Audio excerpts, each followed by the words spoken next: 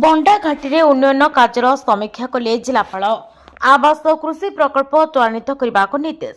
बंदाघाटी अंचल चलता विभिन्न उन्नयनमूलक प्रकल्पर समीक्षा कर जिलापाल सोमेश कुमार उपाध्याय। से प्रथमे बड़डुराल ग्राम पंचायतर सीसापुर ग्राम को गस्त कर मुख्यमंत्री जनजाति मिशन अधीन चलता परिबा चाष क्लस्टर अवस्था अनुधान करते।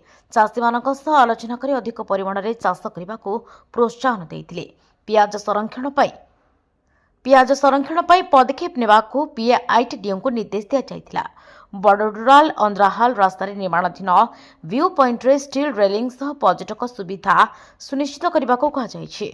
अंद्राहाल रे पीएम जनमन आदिवासी न्याय महाभियान रे चलता 179 आवास निर्माण को त्वरान्वित करने को आईटीडीओ को निर्देश दिया। ग्राम को आदर्श ग्राम भाव में गढ़ी तोड़ाई से 15टी छेली गुहाल निर्माण योजना रही बेले 40टी संपूर्ण होती। फेब्रुआरी मास सुधा शेष करने को निर्देश मिली। ग्राम में देशी घुषुरी पालन परिमल व्यवस्था को प्रभावित करुथिबारु यह बंद करने को कहुई।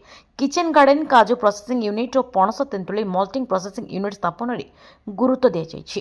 बंटापड़ा स्ट्रॉबेरी और कैप्सिकम चाष देखि जिलापाल खुशी व्यक्त करते एवं solar lift drip irrigation borewell और चेक डैम सुविधा जोगाइबा को निर्देश देते।